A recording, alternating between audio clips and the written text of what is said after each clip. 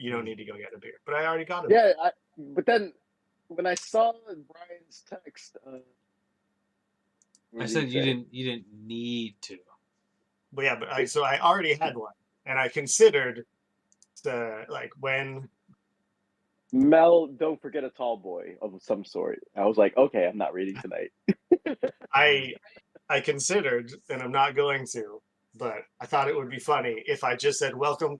I started like the welcome to home by 8, drunk by 10, and then just cracked a beer and started drinking.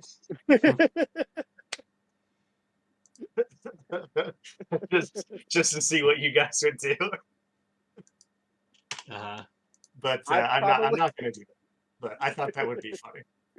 Okay, I think we are streaming. It seems to be both good to go. So I'm ready whenever you are ready. Oh, okay. Hold on. I'm now ready. Make sure my welcome, children. Make sure my headphones don't fall off when I tilt back. I'm ready. Okay, ready? Yeah. Mel? On three? On three? No, it's just when I start. When I start. He starts reading. Okay. Okay, here we go. I thought that was my job. Welcome to Home by 8, Drunk by 10. This is a 5-bagger, which is when one of us watches a movie 5 times in 5 days, and then the other 2, maybe 3, probably watch it once each. Today's movie is Left Behind, an action fantasy sci-fi released in 2014, and it is 1 hour and 50 minutes long. This is Mel and Brian, and I'm Mike. We apologize in advance for the audio, video, and content quality. Enjoy!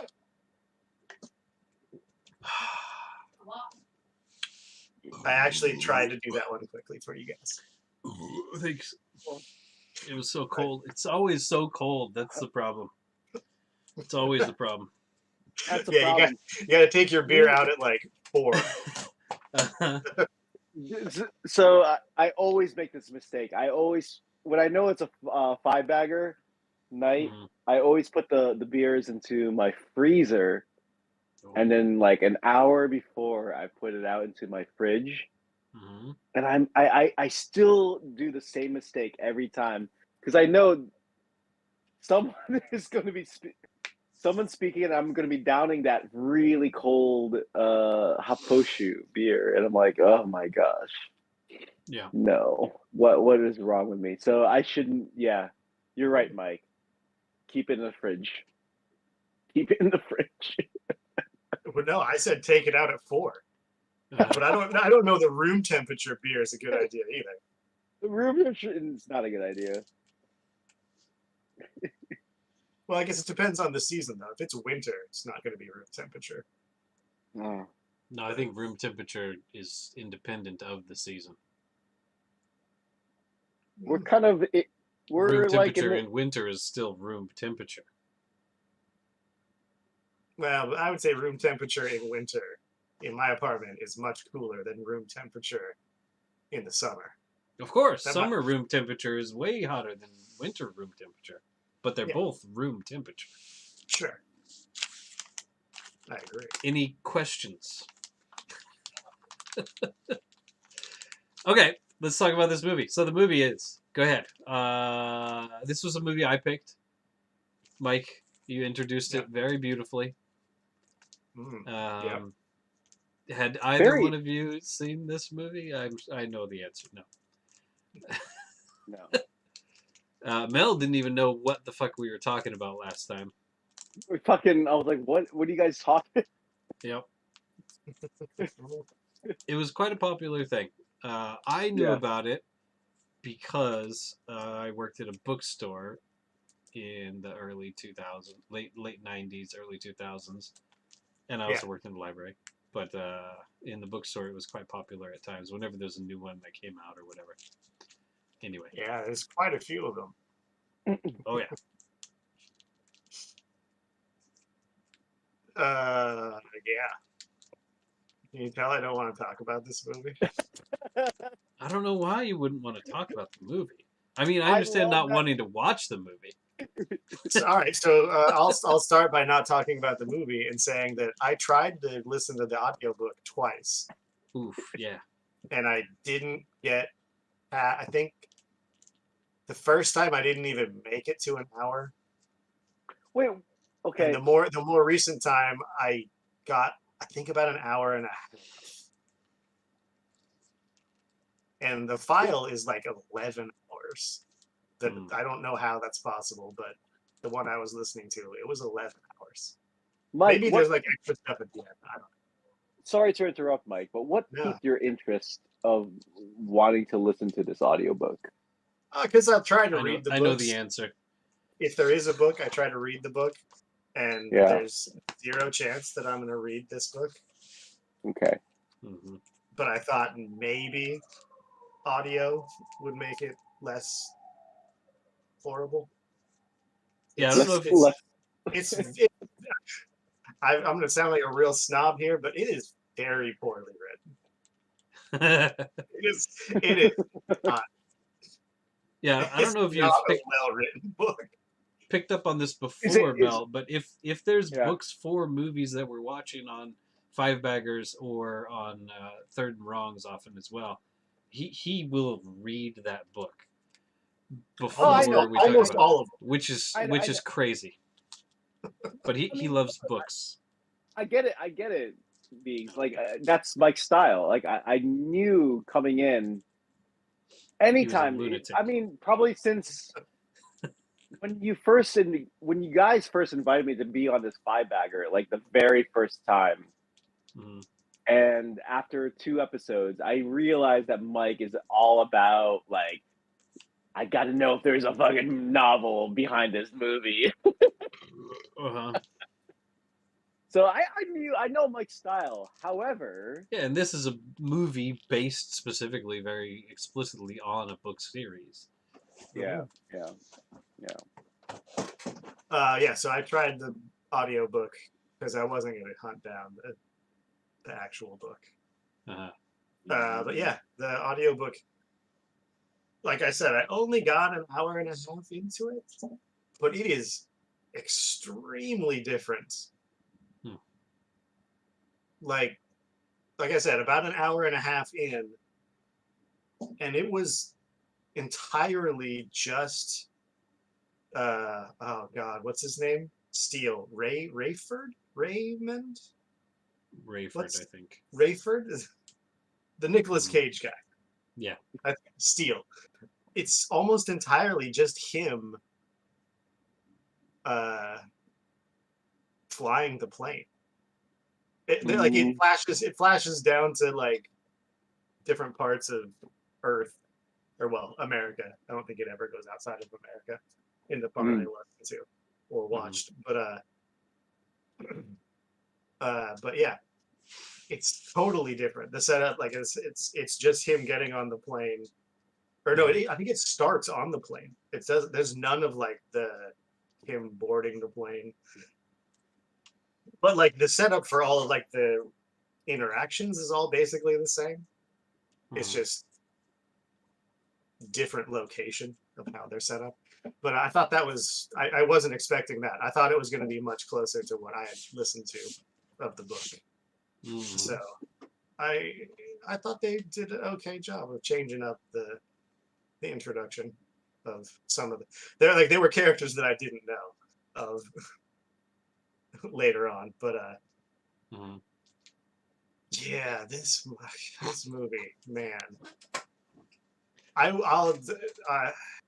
will say it was better than I thought it was going to be. Wow. But there's no no, go ahead. There's no DJ like button for that hot take. Mike's hot take. My expectations were very low, and it went beyond. I really thought this was going to be bad, and it wasn't. I don't think it was bad. I just think it was boring. Just really, really boring to me. It was just like, to me, it was just like scene after scene after scene of just, well, I mean, hey, surprise, it's people just preaching at you, but they're preaching at the other person, but they're preaching at the fourth wall the whole time. And it's just, it was like, oh, God, how much? Come on, God, knock these people out. Let's take some of these people out. Let's get this going. Which takes about 30 minutes, right? I think it's about 30 minutes when everybody disappears. Well, not everybody. When all the good people disappear. Right? So that's actually where I was like, okay, all the good people have disappeared. Where is this going? Because now these are the people that aren't worthy of heaven. Right. Maybe something interesting is going to happen. Uh-huh. And then that doesn't happen for an hour. And then it turns into an action movie, like a bad action movie for 30 minutes. And then it just like, yeah, at the rapture point, I was like, okay, maybe it's gonna get interesting. And then it just doesn't. It just continues on the same, we're just gonna preach at you for a while, which is I kind of expected. I didn't think it was gonna be that much, but yeah. I don't know. I didn't like the movie, but like I said, it was not as bad. I thought it was going to be really bad. I am very curious what your experience was, Brian. Five times. Hold on, I got it. Fucking, I'm done with this hair. Hold on, I can't do it anymore. You still hear us? Okay, I'm back. All right. All right, so I'm just going to go through a couple of my notes. Okay. That's my overall feelings of the movie. But I noticed that he has no baggage. He's a pilot. Yeah, but there were other pilots in the background that had baggage. Pilots carry bags. Like he didn't have a single bag when he got on there. Yeah. Nothing. No. The chick he was walking with did though, right? She had a roller case. Yeah, the what? That's not stewardess. What do they call it now? Flight attendant. Sexy stews. Yeah, cabin attendant. There we go. Yeah, baby. She had a fairly large bag. But I mean, she's a girl. What do you expect, right? Yeah, but yeah, I know it oh boy. Struck me right away. I was like, oh, he has no bag. Here we go. Yeah, well, that's true. So apparently he had no plans to change his clothes while he was in London. Maybe. No, there's no. He didn't carry one from the car either. So never mind. No. Nothing. He had nothing. Maybe he goes to London so frequently, he's just got a stash there. Oh, he's like. That's what I would do. When Mel and when we worked at Nova, I used to keep my shoes at work so I didn't have to take them with me. I would walk in with my flip flops, and I always had a pair of shoes at my office. Exactly correct. Yeah. Only I would leave my house with my wallet, my phone, and a pin. This is so factually correct. And I was amazed. Yeah, but that to me it was like that's a very pro move. Pro, baby. Very, very pro. The only problem was when Nova went bankrupt and my shoes were stuck there. And I had to buy, when I went to interview at the next job, I had to buy shoes for the interview because my old shoes were stuck at the Nova building. That was not a pro move. So I bought a 1,000 yen pair of shoes for my interview when I went to English Village. I mean, that's technically what I do, but we have to have like indoor shoes at my school. Sure. Yeah. Wait, do you guys, Mike? Do you use the uabaki, the room shoes at the school? No, you can wear whatever you want. Like, there's teachers that wear Crocs. I mean, there's a teacher that like her indoor shoes are a pair of like New Balance. Awesome. Like, yeah, same when I worked at the. I had a pair of Crocs that look like Vans.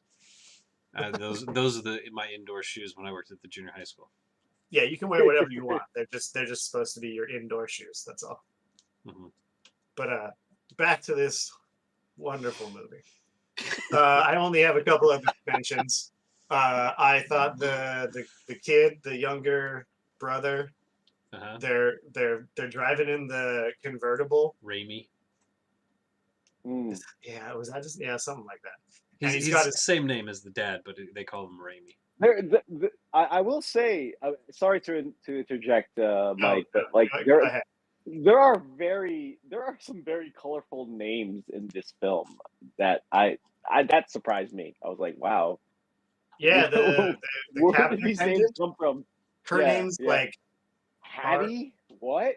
Hattie? Is it Hattie? Hattie? Is that what it is? Was it Hat? I think it was like Hattie, right? Biggs? You're talking about the raptured lady, the raptured. No, lady? No. The one that stayed. The love. It started. Hattie? No, it wasn't Hattie. It started with an H though. I put it for sure. Haley? Hattie? I don't No, know. Hattie. Yeah, Hattie. Was it okay, Hattie? okay. Hattie Durham. Yeah. There are some colorful names in this movie for sure. She's and the investigative guy. What is his name? Buck something. Buck Williams. Buck Will. Buck Wild. Buck Wild. Yes, I agree. There are some dumb... Rayford Steele. Yes, Rayford Steele is a ridiculous name. Mm-hmm. But yeah, so the younger brother, they got the convertible. They're going somewhere, and he's got his hand out, like playing with the wind, but he's just yeah. It's like that's not how you play with the wind when you got your hand out the window. To be fair, yes, they were also going like 25 miles an hour, so there's no way. I was gonna say he is autistic, so that could be a reason he doesn't know exactly how to play with the wind. Wait, okay, I missed something. How did you learn? Well, I watched this movie 5 times. Yeah. I had to do something else while I watched it. I'm with Mike. I'm more curious about like what you found out. Oh my god, you guys are gonna learn something. It's gonna get buck wild. All right, let me get through this so we can get to you. I'm more interested in what you have to say. Okay. I thought it was super funny that like the world goes from normal to like total chaos in like 5 minutes. Yep. Okay, cool. Just absolute pandemonium 10 seconds after the kids disappear. Yeah, just like people are punching each other, stealing, like just immediately everything goes to total chaos. Uh-huh. Like I was amazing. Yeah, all right, cool. I liked that they did the foreshadowing with the gun. Like they pan to the gun in the seat of the air marshal. Right. And then the next time it's gone. Like in my notes, it's all caps. It says, "Oh shit, who has the gun?" Mm-hmm. Mm-hmm. I don't know if you noticed, but there's also a foreshadowing for the where they land the plane.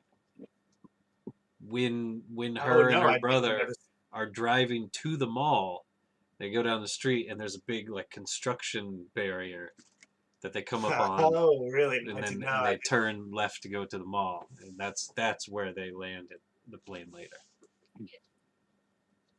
Yeah, no, I did not. I did not make that connection. I did not until about the 4th time I watched it. All right, I got 2, maybe 3 more quick questions. Why is she looking for her teenage brother in the maternity ward of that hospital? I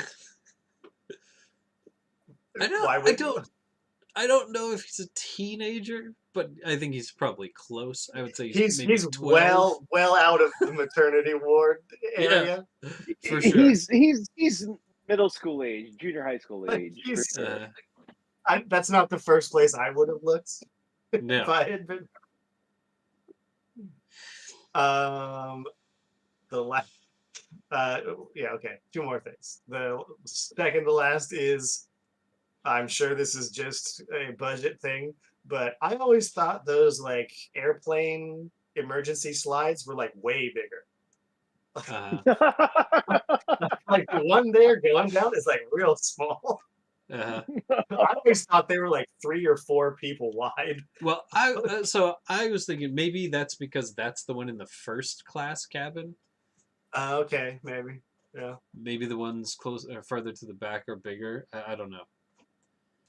But yeah, I always assumed they were like, yeah, huge. They're pretty huge. Like, Have you used All right. one? And my last no, question, but maybe. I'm, no, go ahead, Mike. No, go ahead. No. Okay. My last question, maybe we don't need to answer. This could be for, we can wrap around back to this because it's a bigger question. But my last note is, what am I supposed to take away from this? Is it that you cannot believe in God as long as you're scrappy and you can just get by? Like, is that what I'm supposed to take away from? What am I supposed to take away from this? So we don't have to answer that now. But I would like to come back to that after we all have a chance to talk about this this cinema that we enjoyed. But yeah, that's it. I thought this movie was better than I expected, but my expectations were really, really, really low, and I didn't like it, and I thought it was boring. Mel, take a drink. I have no idea about the premise of this movie. Like, I really came in with just a blank slate. This is also interesting to me that you had no idea what this is about. I had fucking no idea, and I okay. You guys all know I grew up Roman Catholic. I didn't really watch the both of many. you. Both, yeah, okay, Mike. So you know, I. But the funny thing about me and my family is that I never really watched many quote unquote religious forward movies. I guess that's how you'd call it, right? But like Ben-Hur. Well, okay. The closest for me that was like religious forward was Ten Commandments with Charlton Heston. You know, but like so and I watched this yesterday where I was like pretty much hungover, and oh, the perfect hangover. It was like I was working, and then I'm like, all right, I got to do this, watch this movie because I got to do this for my bud Beegs, and then after work, had dinner, and I told my wife, I'm like, all right, I can't do anything right now because I got to watch this film, Left Behind.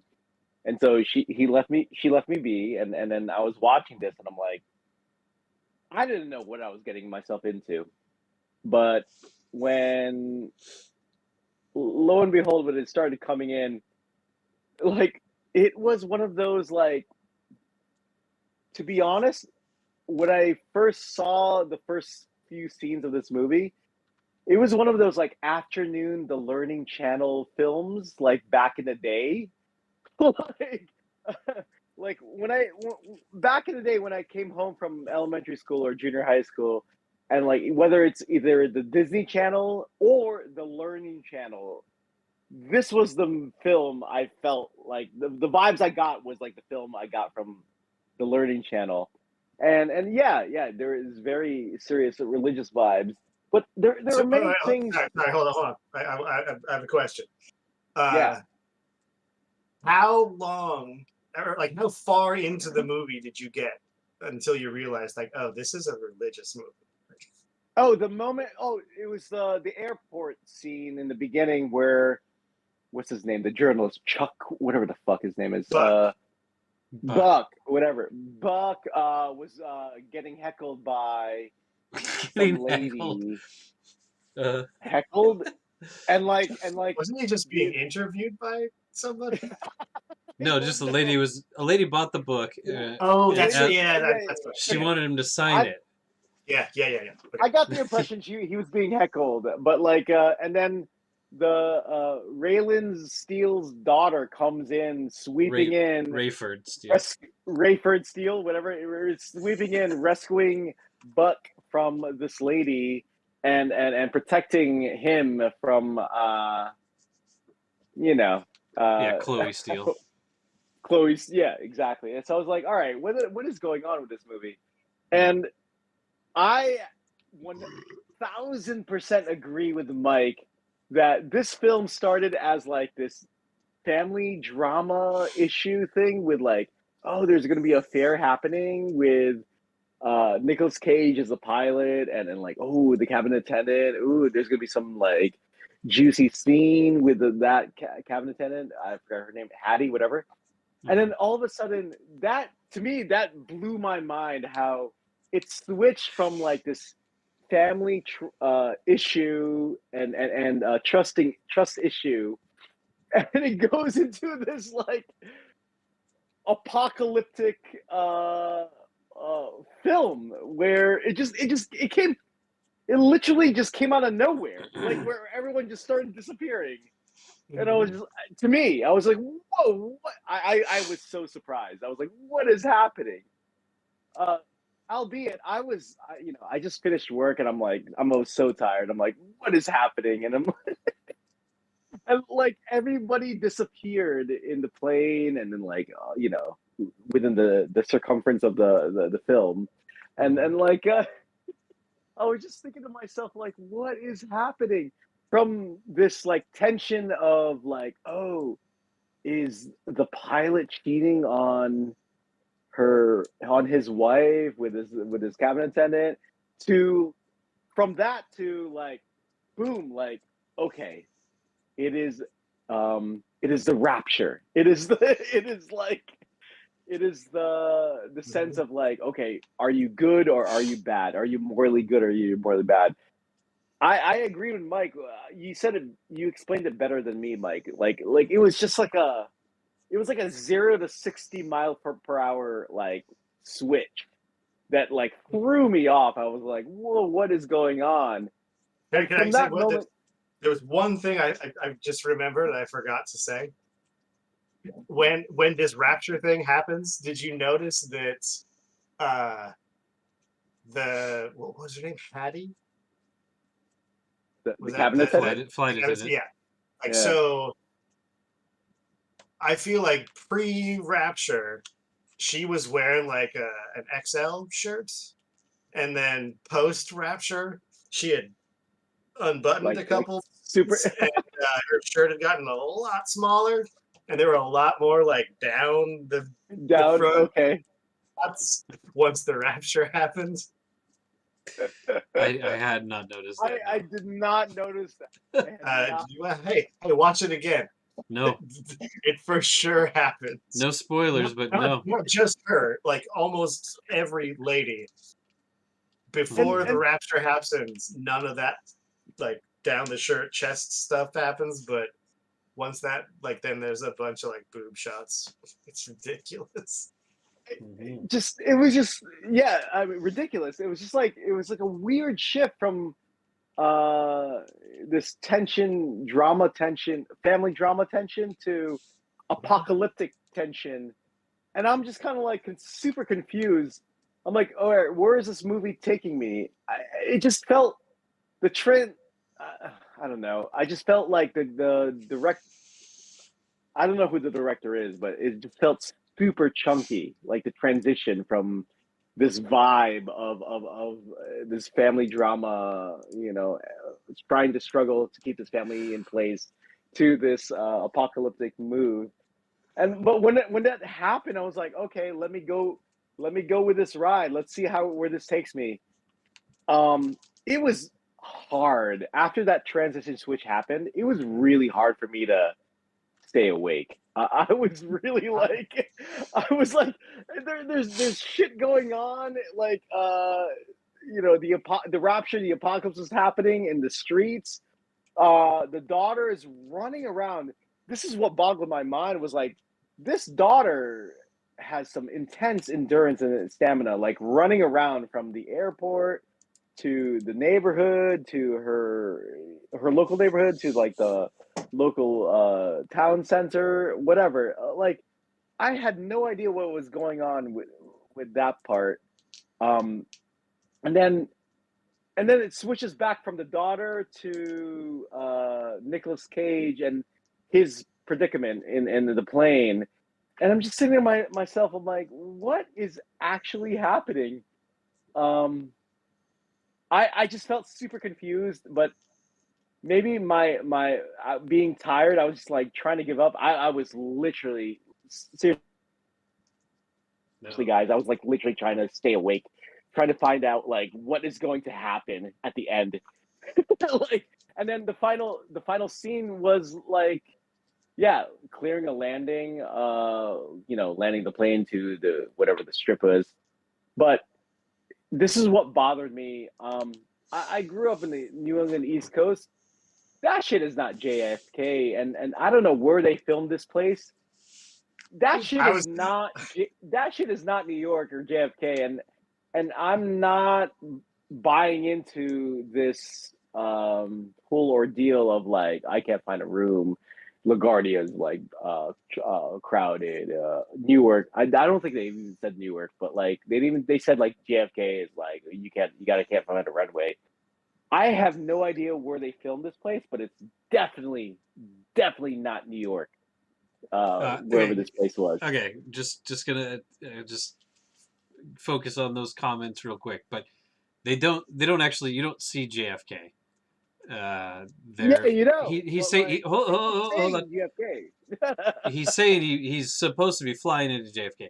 The reason that they can't land at JFK, and they don't land at JFK, they land on an abandoned highway, basically.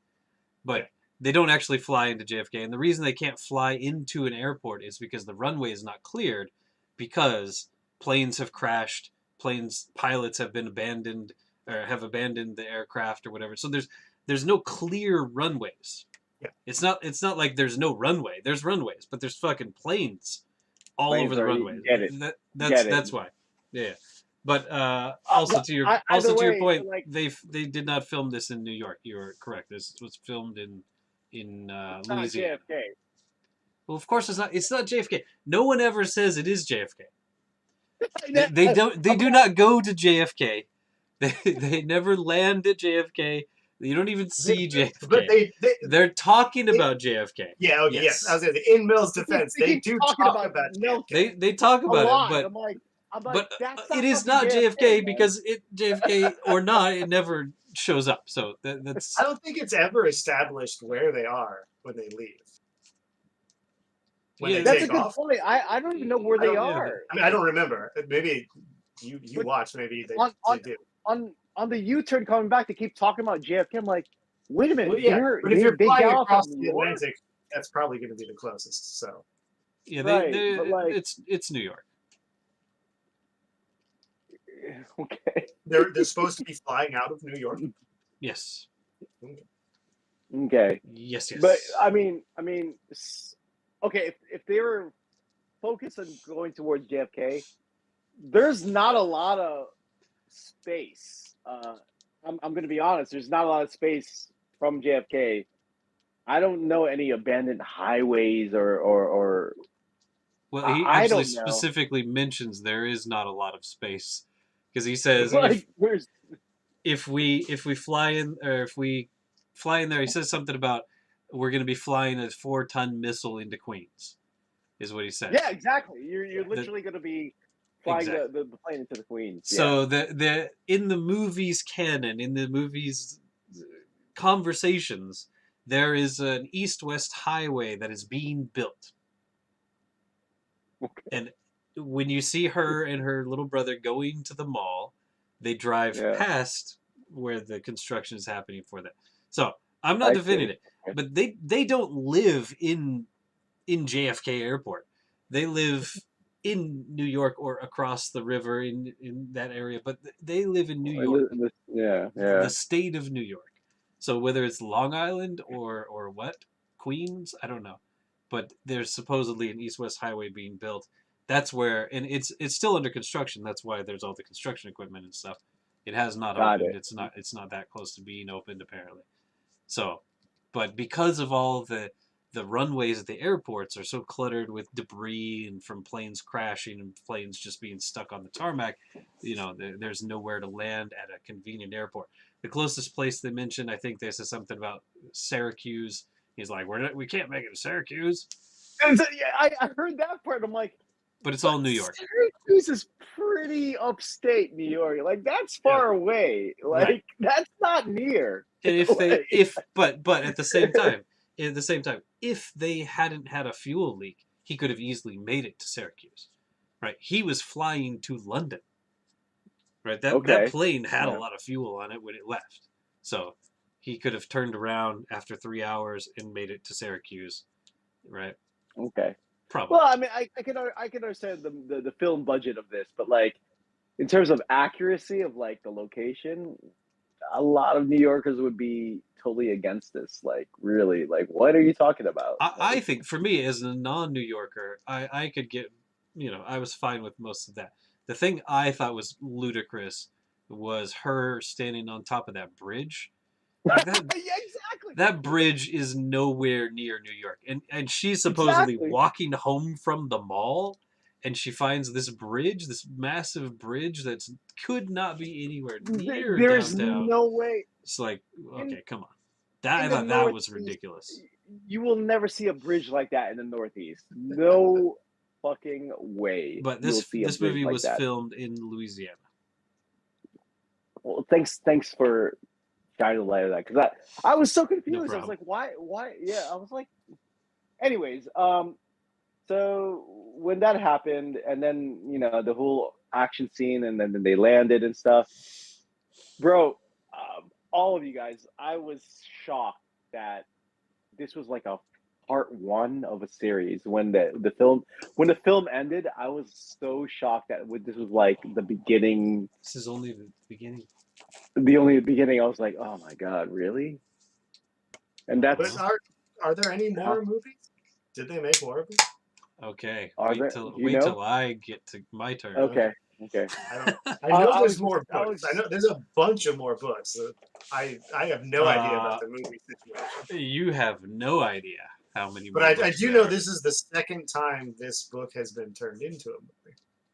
Mhm. So after watching this movie, I Wikipedia'd it and I realized that like, wow, there's a lot of books of this genre series. I was like, holy fuck! I was just I forget. taken Is it aback. 12, 15? Like- there's a bunch of them. I had no idea, but I was surprised, and that's while Wikipediaing the end after the end of the movie. I actually finally woke up from like, wow, what the fuck did I watch? So yeah, that's how I felt. You were in heaven.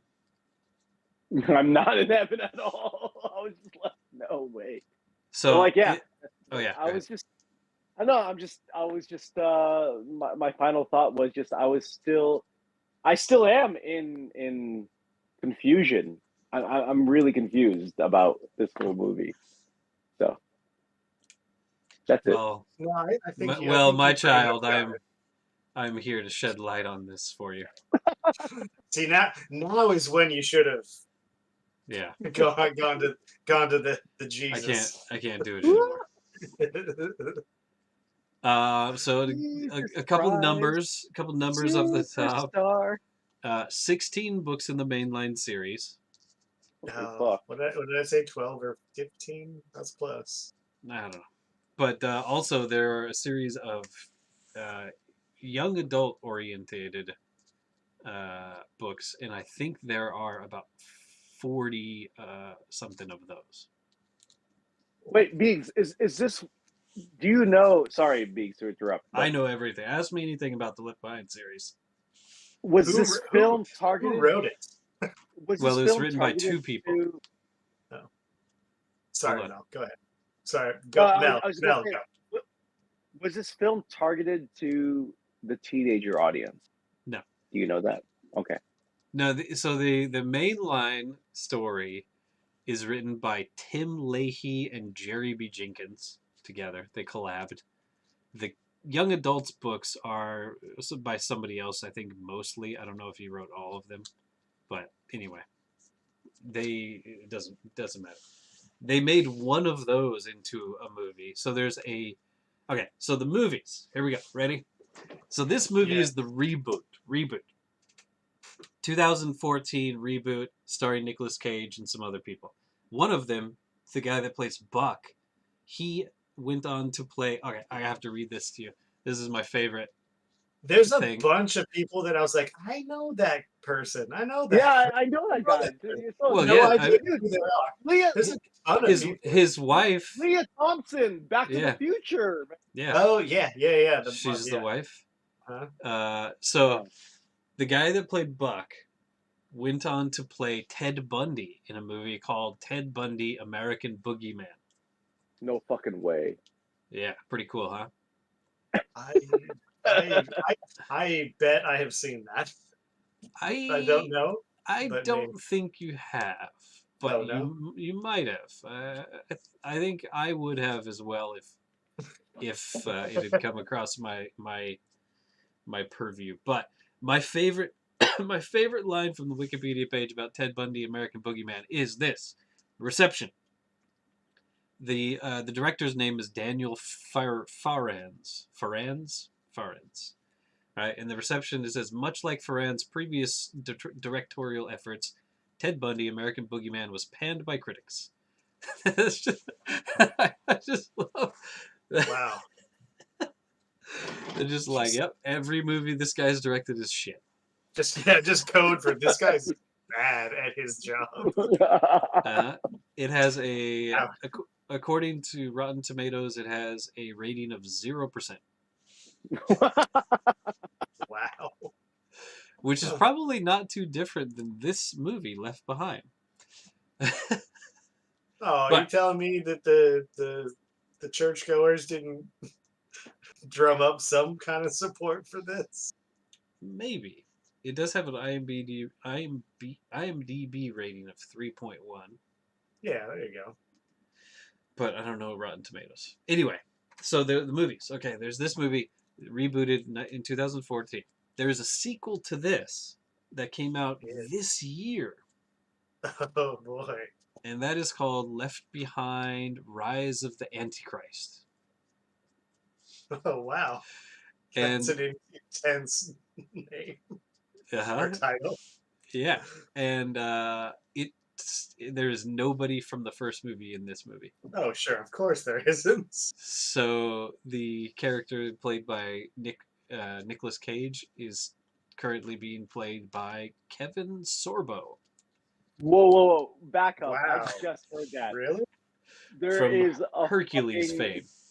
Yeah. So there is a sequel to this. There's a sequel to this, released this year, called Left Behind: Rise of the Antichrist. I watched it. Did you have a chance? You watched it? Okay. I watched it. But also, hold on, let me take you back in time. See this? Okay, so hold on. Let's go all the way back to when Mel was talking about me reading all the books.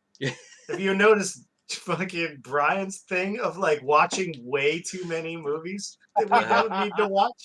He does this all the time. So this book was originally turned into a movie in the year 2000 called Left Behind the Movie. And there's 3 movies in that series. And they all star the same people. They're all through the 3 movies. The main because they were all shot at the same time. I don't think so. Okay. But one of the main actors, the guy that plays Buck in that movie, and by the way, Buck's first name is Cameron Buck Williams. I remember that because they were like, "Who's this guy?" It's Cameron Williams, a journalist. Yeah, Buck to my friends. Whatever. In the originals trilogy, it is played by Kirk Cameron. Our boy Kirk Cameron. Yeah, Oh, that's the movie I was going to download. I can see That's right. So I watched those 3 movies. See? I knew it. And the spin-off, which was released in 2016, is the kids one. It's called Vanished. But it is basically the kids left behind movies, and I watched that as well. So I watched a lot of movies this week, and they're all left behind. But what's wild is, oh yeah, go ahead. No, please hit me with any questions you have right now. Is what do you think, Biggs? Like overall, this series, is it really Christian propaganda? Sure. I mean, as much as any movie about something is propaganda for it. Yeah. I mean, it's a movie about the ideas of Christianity and the rapture, really, right? So well, I mean, the rapture is the moment that is used to tell this greater tale of God's grace and all this stuff, right? It's like if I like the one guy that didn't get raised religious is explaining the rapture to the 2 guys that were raised. No, I'm not explaining the rapture, but it's like if you watch the movie Armageddon and you say, well, I mean the movie's about asteroids. The movie's not about asteroids. The asteroid is a means to the ends of the story, right? So the same with these is like the rapture is a means to tell the story of how cool God is. Are you saying the rapture is the MacGuffin? No, I don't think it's the MacGuffin because people fucking disappear. I guess that's true. I guess people do actually disappear. I guess it's not the MacGuffin.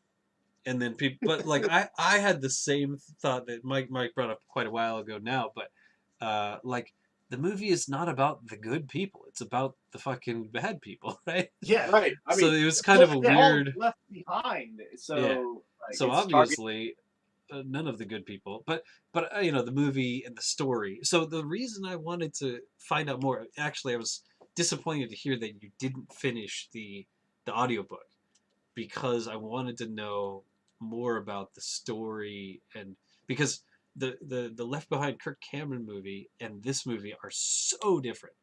Like I mean, the audiobook is very different from exactly the movie that we watched. So I was interested to hear how maybe the whole thing, how different it was, because but sorry, like I said, the characterization of the characters is exactly the same. Mm-hmm. Like Rayford Steele in the book and the movie, the way they set them up is the same. The journalist guy Buck William, they're the same. The Hattie Chief, the characters are the same. They're just introduced in different ways. Mm-hmm. Question. Go for it. Rayford Steele's wife, in Irene the book, Steele. Irene Steele. Do we know why she, turned to became super religious? I didn't get there. I don't know. Okay. But I did not get very far into the book. There's no explanation about why all of a sudden she just became. Oh, I bet there is. I just didn't get there. Okay. Yeah, in the movies that I watched, there was not any specific explanation of that. It's just that she did, and I mean the story is not about her. The story is about her husband and her daughter. I mean, main part of the story is about her husband and daughter not, joining her in that, right? So it's not about her coming to Christ, because that's obviously the right answer. Sure. Right? Obviously. Yeah. Obviously. So we don't need to question why did she become religious? No. She did the right thing, Mel. Don't you question it. But what is wild is how different the movie is. Like, in the first Left Behind movie, you see the Antichrist. Like, he shows up in the first movie, the old movies, and he fucking shoots people. And like, What? it is why. Okay, so okay, of these, what did I watch? 6 movies. I watched 6 different movies. This movie that we watched for this is probably the worst movie of the group. The kids one is not very good, but this one, the one that we watched, 2014 Nicolas Cage, is like Mike said, it is boring as fuck. It is a boring kind of like romantic comedy without the comedy. Like Nicolas Cage is falling in love again with his wife slash God. In a, you know, it's basically a romantic comedy, and there's a little action thrown in at the end. But it's pretty boring. There are some funny parts. I like, my favorite part is when the Muslim guy kicks the dwarf out of the plane. And like I did not laugh every time he does that, because it's like nobody else gets kicked out. It's just like them having this whole, you know, antagonism between themselves on the whole flight, and at the end he fucking just kicks him down the slide. It's like, it was very funny. I mean, he was an asshole though, the dwarf guy. Yeah, he was pretty bad. yes, Yeah. He was one of the guys that I was like, oh, I've seen that guy in a bunch of movies before. I just can't remember. He's in the Pirates movies. I wonder if like this is gonna be my movie that's gonna revive my career kind of movie. Like I wonder if that was like his thought process, but I don't know. No. Well, I think for Nicolas Cage, I think this is one of those, oh, I got a lot of taxes I need to cover.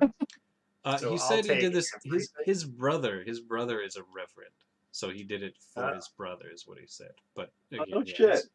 I remember hearing that this was one of those, like, I got some taxes that need to be covered. I'll accept every offer coming in.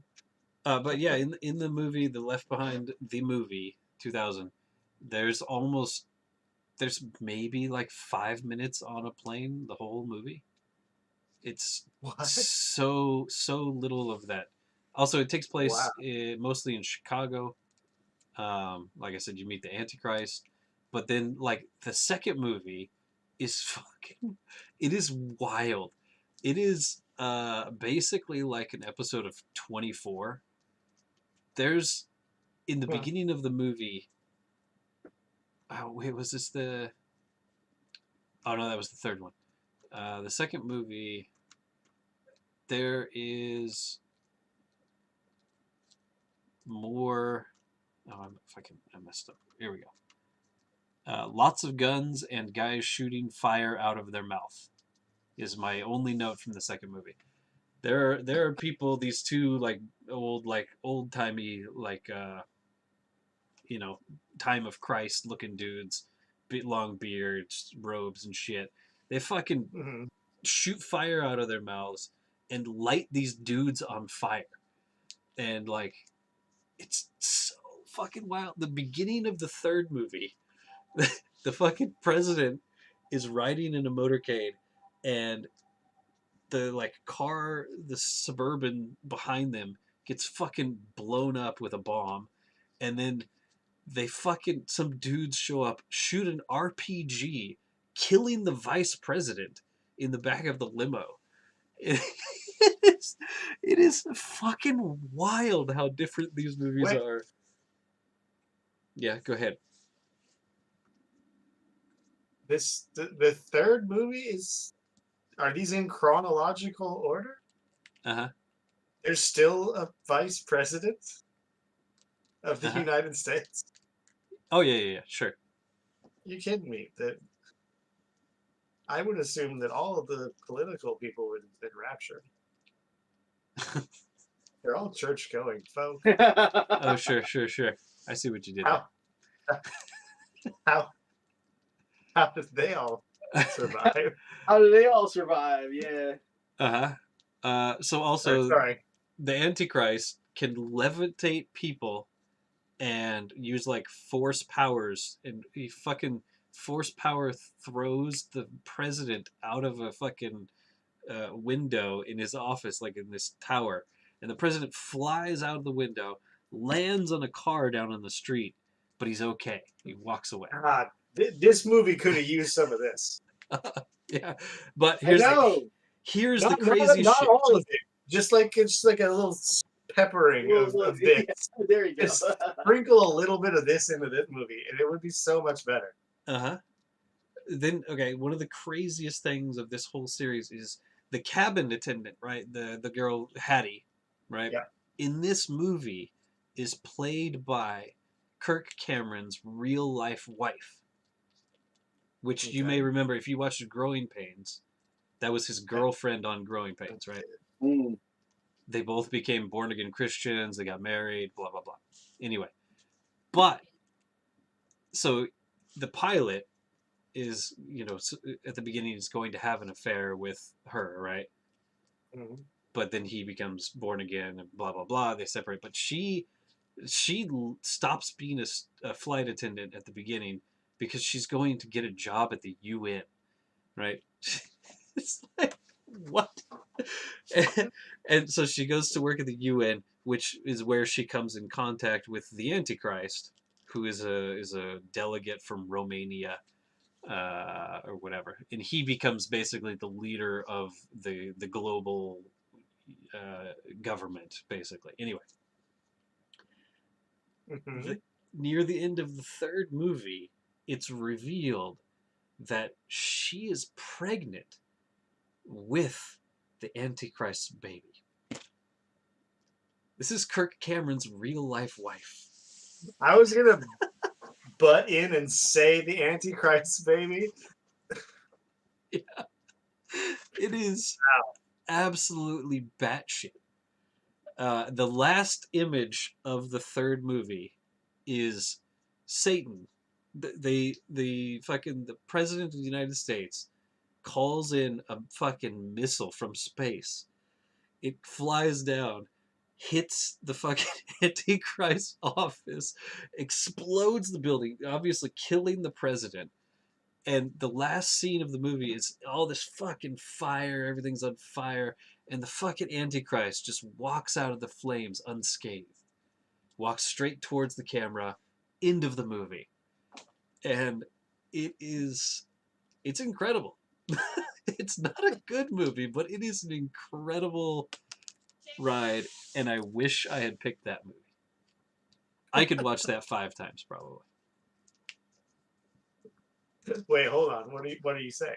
What are you saying then? I'm not saying anything. You wanted to watch that movie 5 times then? Nope. I said I could. I didn't say I wanted to. No, that exactly. That's what I mean. You said you could. Are you saying you did not watch this one 5 times? Yeah, exactly. I did not have time. I finished that one yesterday. On recording. Finished that one yesterday after I watched our stupid movie for the 5th time. But yeah, it is wild, man. Those all of those other movies you just described sound so much more interesting to me. Mm-hmm. I'm not gonna go watch them. No. Thank you for your service. Yeah, I'm just gonna take your descriptions. Thank you for your service. I mean, they look older, of course. They're early 2000s, so they look older. But I would say like special effects are pretty close to the 2014 movie, if not better in many places. Like the special effects of the airplane at the end of the movie we watched was terrible. Oh yeah, it was really bad. Isn't there? I think I've seen clips of one of the earlier movies. Aren't they flying over like it just looks like a volcano planet at some point? Isn't that from one of those movies? I don't remember that. I'll be honest. I could be totally wrong. I wasn't looking super close at some of it, but because that was extra, so I didn't really pay that close attention. But it was crazy. So yeah, I wouldn't say I would recommend it, but if you ever watched those like 24, I never watched it, but there's a lot of similarities, I think. With how action is based. I did watch 24, and there's a lot of 24 vibes. off of this movie. Yeah, it is has pretty crazy. Similar like shooting style, I would say. And then the next second movie is the sequel to the one that we watched, starring Kevin Sorbo and a bunch of other people who were not in this first one. And that one starts to get more into. Actually, it's done really well. It looks really nice. I mean, it's released this year, so it looks like a lot higher budget even than the 2014 one. Are Cage and Sorbo the same or roughly the same age? They could be, huh? They could be, yeah. There's. It was okay. I'm gonna say it might be the best like movie, like well written. Like I feel like I know who people are, and I can follow the plot a lot better than the Kirk Cameron movies. Those were just fucking crazy. I didn't know who was who and what was happening most of the time. But the Kevin Sorbo one, I thought actually moved its plot along, and the dialogue wasn't bad, and it was still preachy, and we did end up seeing the Antichrist in that one. But I don't remember people getting shot or anything like that. It might have happened, but I don't know. It does a lot of interesting things with modern technology, and like instead of just a global government thing, like it's wrapped in like basically like a social media becoming like the ubiquitous social media app and stuff like that. So it does some actually interesting modernization of the plot, I think. Again, wouldn't recommend watching any of these movies, but I thought that was probably movie is the best movie of the all of them. Whereas the Kirk Cameron number 3, World at War, is probably just, if you want to see bad shit, that's the one. I probably won't, but I am interested. It is wild. Oh, also that is the only one, the Left Behind 2, Rise of the Antichrist, is the only one where we see Jesus. He makes an appearance. Yeah. That's what I was waiting for. Like some sort of like religious figure coming in. Yeah. We finally see Jesus in 2023. It's in a dream. Okay. There you go. I think that's it. I think that's all I got. Unless you guys have any other questions.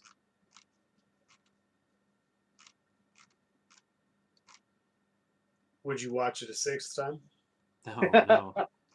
No. I would watch the guy getting kicked out of the plane again. Also, I thought there was a funny scene when Chloe is trying to clear the runway for her dad, and she jumps onto the steamroller, and it just fucking. I remember that. It goes so slow. And I forget what she says. She says something like, "You got to be kidding! Oh yeah, you got to be kidding me! Come on!" When she looks down. It's just moving like. I thought that was funny. My favorite scene was it's either outside the hospital or what was the other? Or right when like the total like chaos happens, there's like a top down shot like outside, and there's this one like extra guy, and he's like running towards a couple other extras to like get like a hug or like grab each other, and these other 2 like 3 girls like all just like go into like a hug together, and he's just like standing outside, and then he just like runs off the screen. Wow. It's very funny. Like he clearly thought he was going to be part of this circle, and then they shut him down, and he just doesn't know what to do, and then just runs off. It's really good. I don't have Yeah. a drink. I have a score, or not a score. I have a placement. I know what my placement is, but I I don't have a drink, but I don't have a drink for this one. I'm just trying to think about my scene where what I really like. Yeah, the scenes I really like was like the dwarf with the kid. That interaction was kind of funny as well. The kid next door. Yeah. The little girl. The little girl. Yeah. Also, yeah, I don't know, man. This movie was really hard for me to pick out some good scenes, to be honest. Like, I was just. Well, also, I would say, not a specific scene, but I would say that, like, I think it was, I don't know if it was a choice or whatever, but Nicolas Cage did not do any of, like, the, like, unhinged Nicolas Cage stuff that he's kind of known for. Sure. I feel like that was a good choice for him to not do like crazy Nicolas Cage. Also, okay, I mean, I'm gonna be real here. Like that girl, the flight attendant, cabin attendant, Hattie. Mm-hmm. He didn't know that Nicolas Cage was married. That's fucking BS. To me, I think that's bullshit. That she did not know that Nicolas Cage was married, because that dude gives off dad vibes like hard. Like Nicolas Cage's character really gives off parent dad vibes really hard, and I can't believe that this lady, and I know many women who know if a guy is married or not, but I don't know. Yes, Brian. I will say that we don't know for sure that she didn't know that he was married, because the only time really it's brought up is she says, "You lied to me about your wife." She doesn't say, "You never said you were married," or something like that, right? So we don't know what he's told her. Maybe she knew he was married, but she thought that they were, separated, or separating or something like that. Yeah. So I can't say, and I don't think anything like that came up in the other movies. So, Okay. Mike would be the expert here because he's listened to the first book, so maybe he has some information. I don't. Well, there you go. No, she might have known, but she thought it was a different situation, maybe. She looked really upset, though. She looked really upset when. Sure. It might have been implied in the first part, because they do talk about their relationship. Mm-hmm. So it might have been in there. I don't know. I liked that the reporter Buck and Rayford, who didn't know each other at all, and then like 6 hours later, somehow it's not even the 6 hours now. They're like best buds at the end of the movie. 3 hours into the and they've spent most of it away from each other, but somehow they're like fucking thick as thieves, like totally got each other's back. Like what? Yeah, I like the end of that. I thought that was really, really unearned. One other thing is interesting choice that in the movie, in the story, Chloe is a student at Stanford University. She's a student at Stanford University, coming home to visit her family, right? Mm. In the movie, for some reason, they've decided to make her a student at the University of Central Arkansas. I saw that, actually. Yeah. Why? Why would you choose that school of all? Just UCA? What? Yeah, I thought at first maybe they made a mistake and somebody was like, "Oh, this is like UCLA," Yeah, I assumed that they were like, oh, this is close enough. UCLA, we'll just take the L out. It looks, it's a bear. Yeah. Eh, it's not Yeah. But really. I mean, it's still whatever. far enough. It's still far and away from New York, I guess. But it's also like, isn't Yeah, it but like the University of colors are like Central Arkansas. blue and It's purple and silver, I think. is it purple and silver? Yeah. Yeah. It's silver and purple or blue. I wasn't sure. Yeah. University of Central Arkansas. Just a weird choice. Mm. Yeah. I think that there was one more thing, but it's not coming to me right now.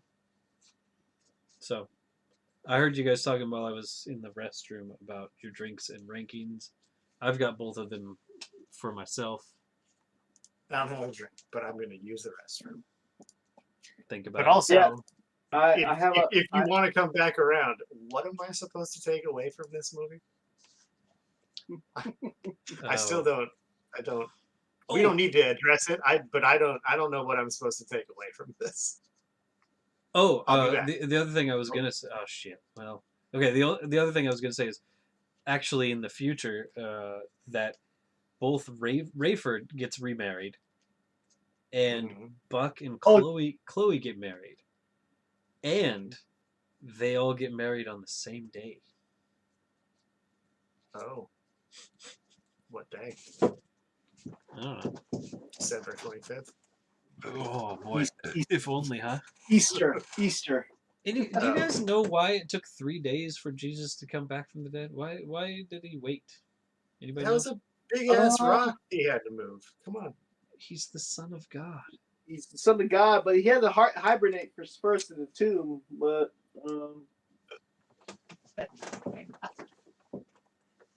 it's a good question. No, I mean, It's yeah, never mentioned. we have well, you have Palm Sunday, but we also have Good Friday, Palm Sunday. But like, I don't know what it was, but like Ash growing up, Wednesday. there were but like Good Friday and Palm Sunday in my family was like a big thing. Sure. But like I thought it was like a marination. To be honest, I thought that like Jesus got to marinate. He's got to give him some time to miss me. Give it time we gotta bring the flavors out just before he goes up to heaven. Sure. I like, see. That makes sense. Right. But like, did you ever do Ash Wednesday, Beads? I don't know. No? I was not raised religious at all. Okay. Because back in the day, we would always go to church for Ash Wednesday and get the ash. Sure. And for some reason, get the ash, and then Good Friday would always have like stewed corned beef, and then Sunday we would have lamb. We were pretty much hardcore with Catholicism, you know. I believe it. Filipinos, man. We don't mess around. We just copy. You know? Yeah, my family was not at all. I never, like, I had gone to church as a kid sometimes, but it was never like my family. It was friends, families, or, my parents' friends or whatever for certain reasons here and there. But my family was not religious at all. My grandparents weren't either. Biggs, how many superstitions do you know from the Catholic? Well, I got 2 videos from my sister on Instagram of a list of Filipino superstitions, Catholic superstitions. Do you guys know many, or do you know any? I can't imagine. I mean, maybe if you say some, I might be like, oh, I've heard that. Let me share some. I have no idea. I'm gonna share the link of all the videos, and you could watch it to your, whenever you're free. You guys could watch it, and then let me know, because some of these are fucking hilarious. In my mind, are hilarious, but let me share this. I was in an advertisement for a church when I was a child.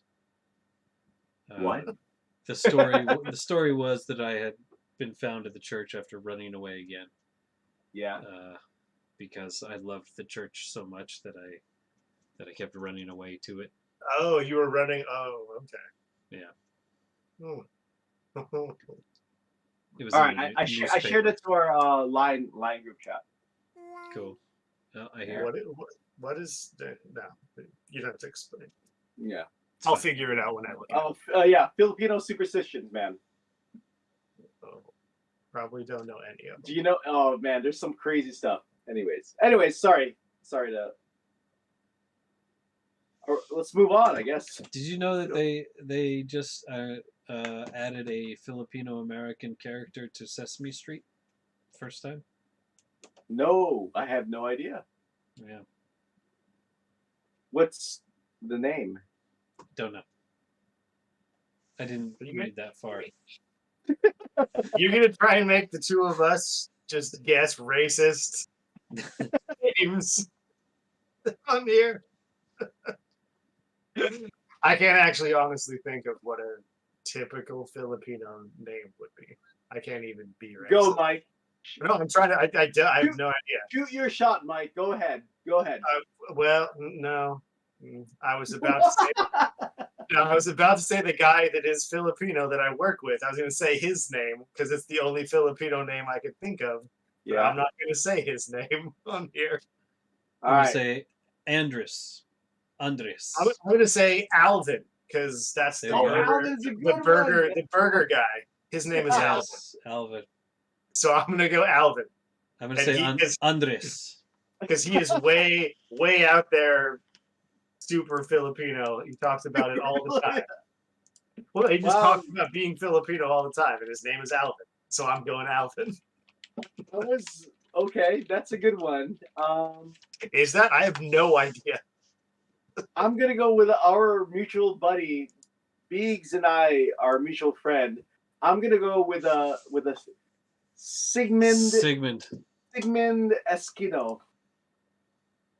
Sigmund? A Sigmund, yeah. Sigmund is a very super common Filipino name. His name is TJ. Oh, get the fuck out of here. Really?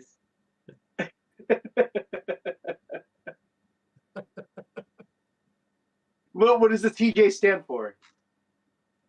Tommy John. Tijuana. Tommy Jones.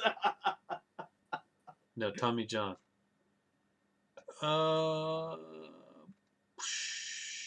Filipino boy Muppet. What? That's what it says. TJ. Are you sure it's not Tijuana? I was thinking of what's that? TMJ, maybe that's what it is. Some sort of jaw. Oh, when you got like, oh no, isn't that? I thought that TMJ was the one where you got like little teeth. What? What are you guys talking about? What the hell are you guys talking about? No, I don't know what Mike's talking about. I thought you said TMJ. I thought TMJ was when like there's a thing where like people have like underdeveloped teeth, so like all of their teeth are like really little. Oh, I don't know. I thought that was called TMJ.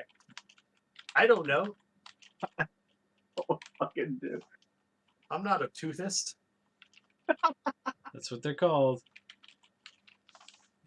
I ain't no toothist. I still don't have a drink. Is that what we do first? Drinks? We got to do drinks first, right? And then I'm ready. I've been ready. I've been waiting.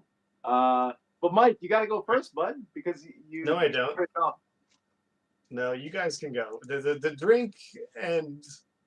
Yeah, but we can't go until you pick yours. Yeah, exactly. Right. We got to go. We got to keep. I don't want to influence yours. Oh, okay. All right. Hold on. All right. Give me 30 seconds. I'll come up with it. Jesus Christ.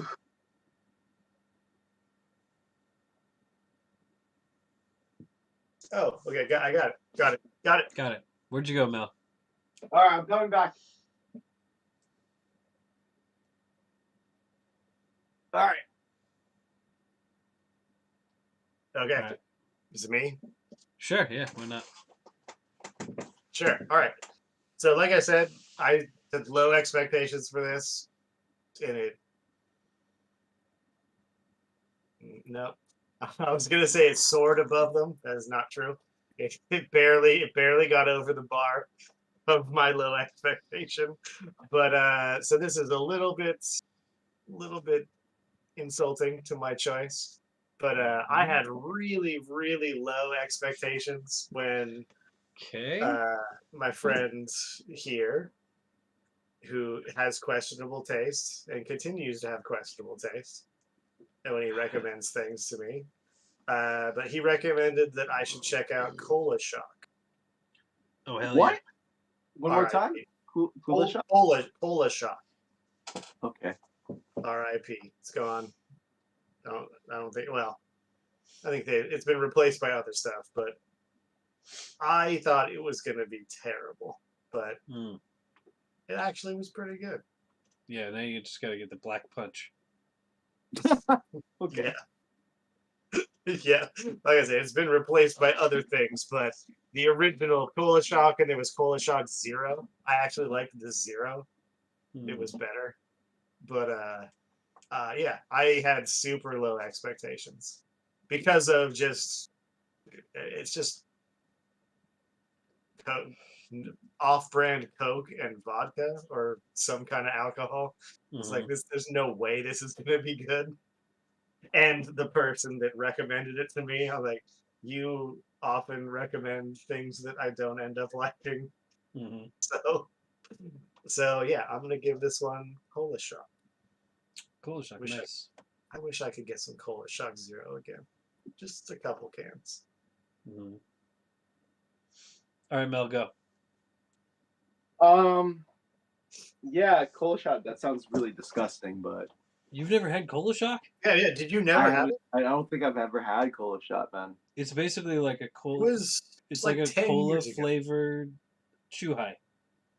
Yeah. No thanks. Exactly. Really? That's what you think. Yes. It's yeah. Exactly. That's why I'm giving. I'm not going to go out of my way for that. My drink is, there's a lot of airport scenes in this, and when I saw this movie and I saw a lot of the airport scenes and the airplane scenes, all I can think about is it's definitely non-alcoholic. Here it comes. Because I don't know if you guys have this in the West Coast, but in my area we have Dunkin' Donuts coffee, French vanilla hazelnut coffee. Never mind. And that's the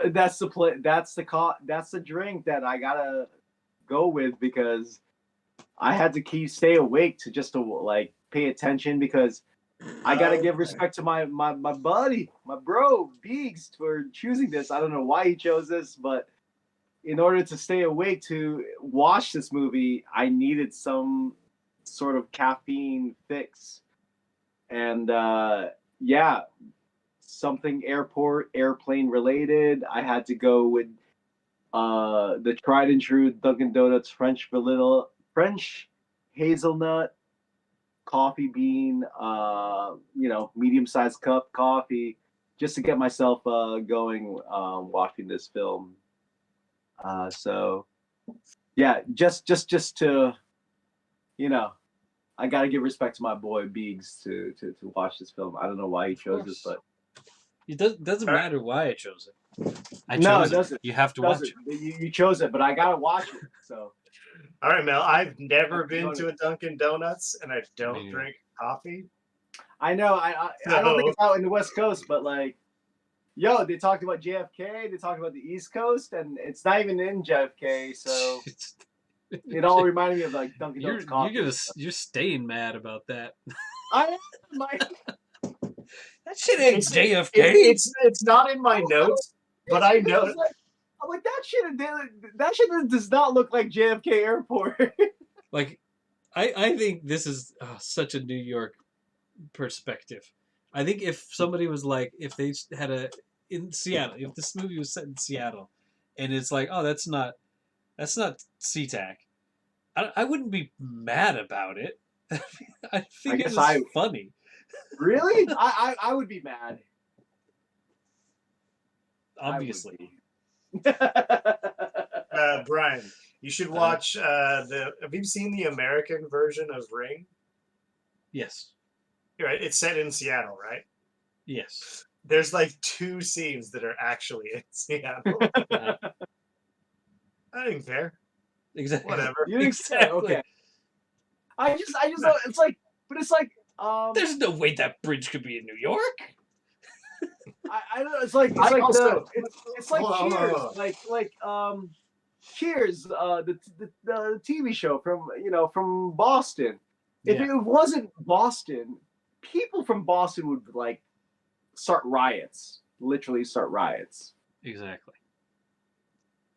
I don't know if it's an East Coast thing, but like this movie was proclaiming JFK Airport and going to JFK. But they also never went to JFK. They talked about it. You're just mad at the idea of them discussing an airport. You keep bringing up an airport that they never actually go to. No, but it's just like I don't know. So there's something about that. I didn't put it in my notes, but I did think when I was watching, I was like, "There's no way they shot any of this in New York." There's no way. I was like, "This ain't fucking New York." Like I was just like, "Where is this place?" And the what B was saying, like that girl, the college kid, climbing up a bridge. There are no bridges in East area, so I actually assumed it was probably shot in like Toronto or like Vancouver or something. I actually thought it was like where the West Coast. Actually, I thought, I don't know. I really didn't know where it was shot. So the sequel is very Canadian. Like some people have got some real Canadian accents in that movie. Yeah, sorry guys. There's a little bit of a beef about, don't say it's from JFK. I don't know. All right, we can't cover this a 15th time. What's your drink? Oh, yeah, Dunkin' Donuts. No, my drink. I don't care. My drink. It's the most obvious one. Ready? You seemed like super airport drink. I don't know what an airport drink is. I didn't think airport. I thought airlines. People always talk about ginger ale. I thought somebody might pick a ginger ale because people are always like, "Oh, the only time I ever drink ginger ale is on an airplane." I've heard it a million times. What's that? It's your friends. But anyway, my drink is the most obvious, and it is Kool-Aid. Kool-Aid? Oh. Yes. Drinking Which the flavor? Kool-Aid. That's oh, God. There it is. Oh. Thank you. Should be? Okay. Yes, thank you. It's the Kool-Aid. Yeah, that's good. Okay. Thank you. All right. Now rankings. I feel like we might have a pretty good consensus on this one. I might be wrong, but I wouldn't be surprised if we could rank this pretty. I know quickly. where. Let me just rethink real quick the other movies that are around it.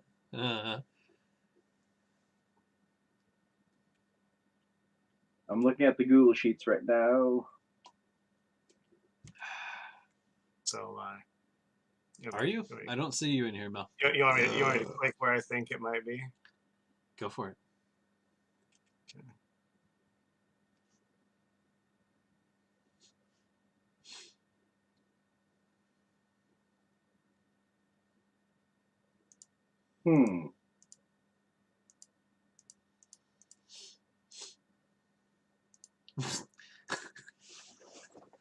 Okay. We've watched 36 movies, guys. Is that true? We've watched 37 movies. 37 actually. 37 now. Okay. No, okay, sorry, no, you're wrong. 38. What? Well, yeah. technically. You have not. You joined us Yeah, I watched definitely 30. from Princess the Bride? from the fifth movie. Oh Yeah, I yeah, no, watched- that's right. Princess Bride from the fourth movie. Right? Didn't you watch Princess Bride with us? I did. Yeah.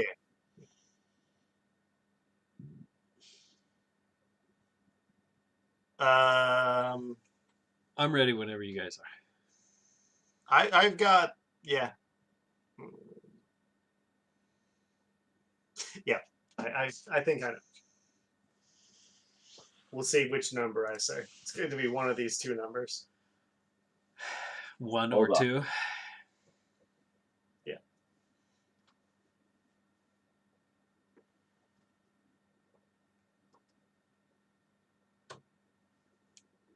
All right, got it.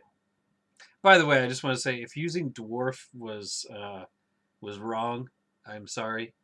The only reason I chose that word was because he does suffer from. He does have dwarfism. Yeah. So I didn't I don't know know what the either. appropriate word was. So that's the one I chose because he's technically a dwarf. If I should say small person or whatever, I'm sorry. Please feel free to educate me. Sure. Yeah, I don't know either.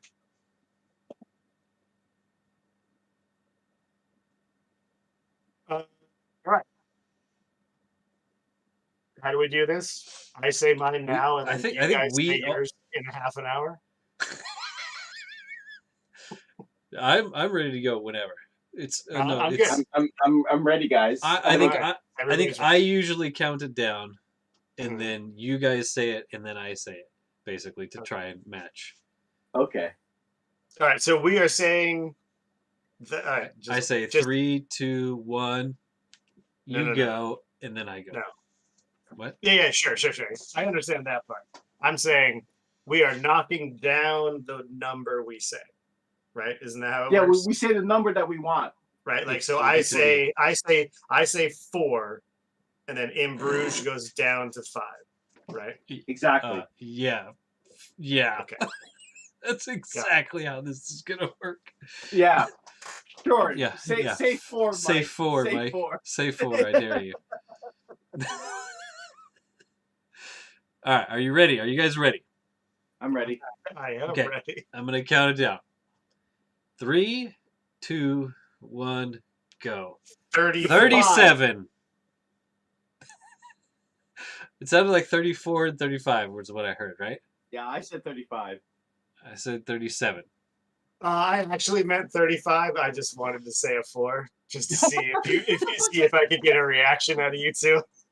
I see. 35 is my actual. The producers, I would watch the producers. Or not. I would watch That's the thing. I think the producers is a better movie than this. But yeah, 35 is my actual answer. Yeah. I just wanted to put 4 in there. For me, 1000% 35. Really? And you said 37, Brian? I said 37. Yeah. All right. So you're saying it's the worst. Worse than the right? You're worse than the right, really? I thought this movie, like I said, I watched all the other movies and they were all better than this one, and this was bad. The right And was bad. None of them. The Were right was good. really bad, dude. Yeah. Maybe. I mean, this was also not good. I can see. Well, okay. So all right. So hold on. But I can stomach this movie compared to The Right and Where Dreams Go to Die. Mm-hmm. I think I also think this is slightly that Raj pulled right all the way down to the bottom. He was the lowest of all of us.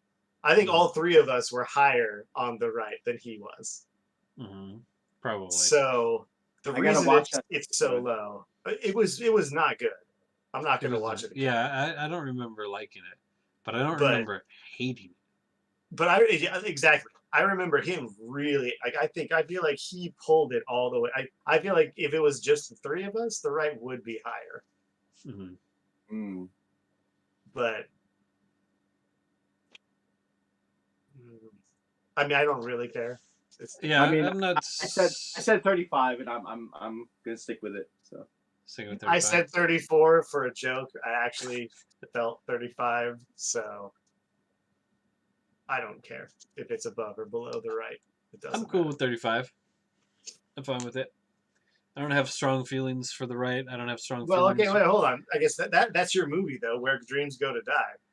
Yeah, like I think the biggest problems with that movie were I didn't like the way it was like color corrected. First of all, I thought that was a really weird choice, Yeah, yeah. and I wanted to like it more than I did. This Mhm. you know, one, this movie, I didn't have any like I'm in Mike's boat. I didn't have any real expectations for it, and I thought it basically met my expectations, but I don't think that was very good. And like I said, I watched these other movies, and all of them were better.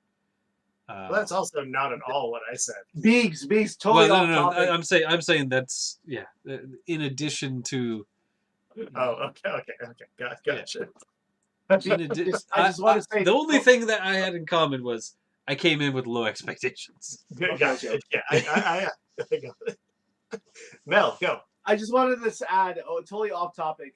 When Biggs mentioned the Where Dreams Go to Die, I did do a deep dive after watching that movie of the same director. And Biggs, dude, you're right, man. I remember you saying that like his other work was like really good, and I really agree with you. Like it was really, really good as like a documentary. Yeah. Like It the was one he did really, about really good. the race around Mount Rainier and Yeah, stuff. yeah, yeah, Like yeah, yeah, yeah. The base of Mount Rainier one is It's so it's on good. YouTube for so free, man. good. It's on Yeah, YouTube. all of his stuff is on YouTube for free. But yeah, It was really, there's some really good. really good ones, and like that one I think is probably my favorite. And I watched this, and I was like, I mean, this was the one that he made a huge deal of, and like Yeah. toured it around the U.S. and like. I mean, it wasn't in huge theaters, but he had showings all over, charging money for tickets and stuff like that. And so I was excited to see this, but I was like, wow, yeah, no, some of his other stuff is way better. Yeah. So I was disappointed with it. Time out. I gotta go. Hold on.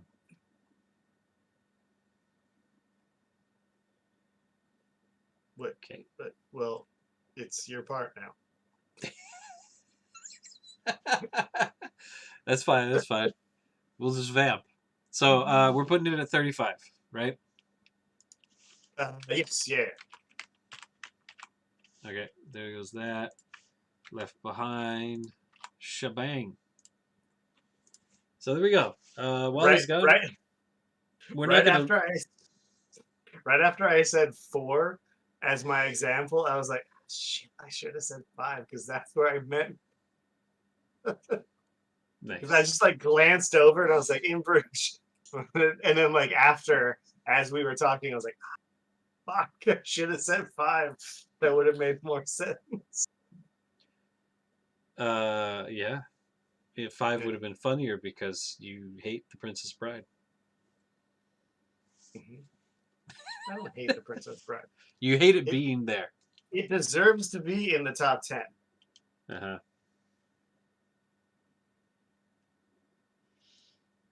He's back. Okay. I'm not going to read the top 37 again because it's been on screen this whole time. So I'm not reading it. But the top 34 has not changed. Yeah. And now it's time, Mel. Yeah. I can't wait to find out the movie that you think we're not going to like. Yep. Like usual. Okay. As I say this every time I say announce a movie that I want to watch for 5 times, you guys probably don't want to watch it. You guys probably don't want to like it. I don't know. But it's fucked up, bro. The main actor has already been in a movie that we have already watched. Is it the guy from Nosferatu? No. Sylvester Stallone. It is according to IMDb.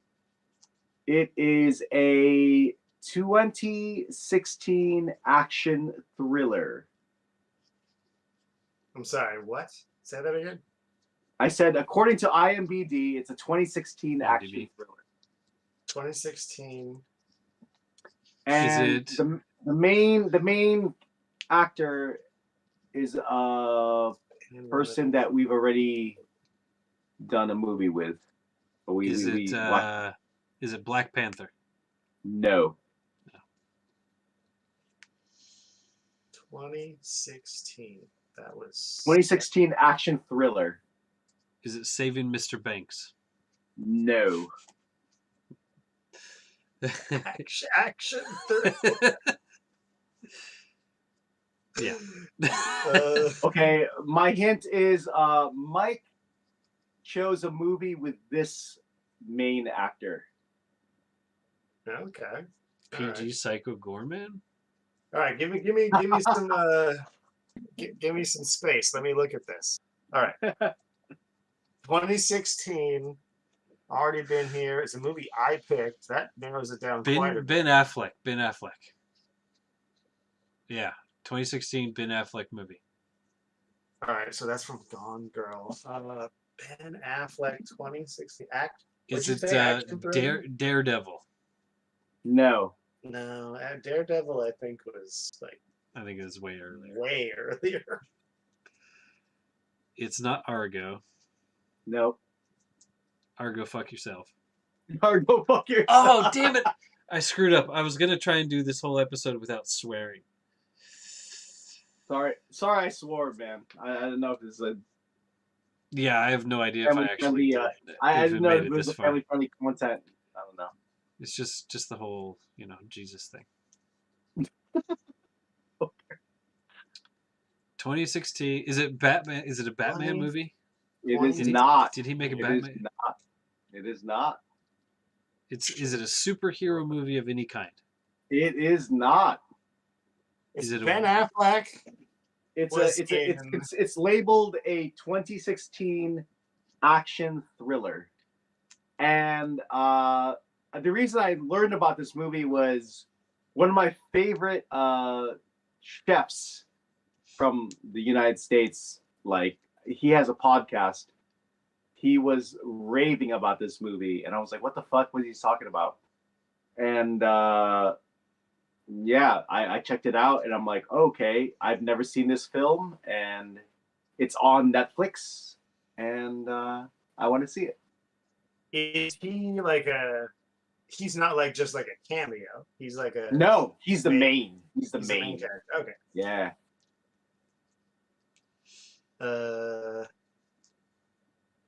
I think I've named every Ben Affleck movie I can think of around. Really? Besides like Good Will Hunting, What did you say?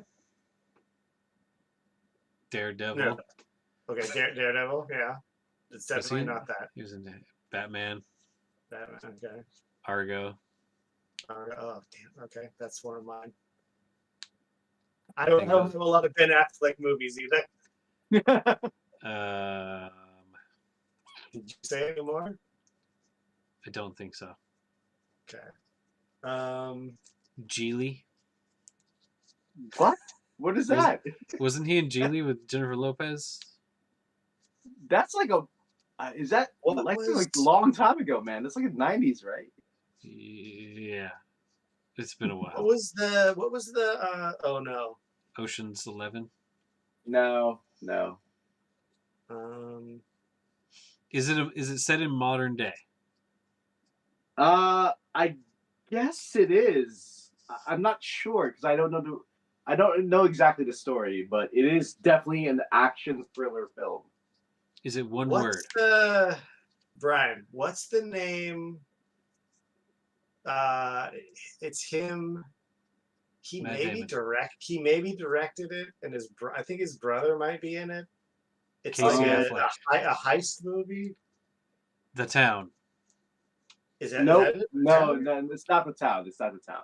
No. Is that the one I was describing? Yeah, I have no it's not idea. the town. I don't fucking know. I'm Let me see if I can help you guys. Point Break.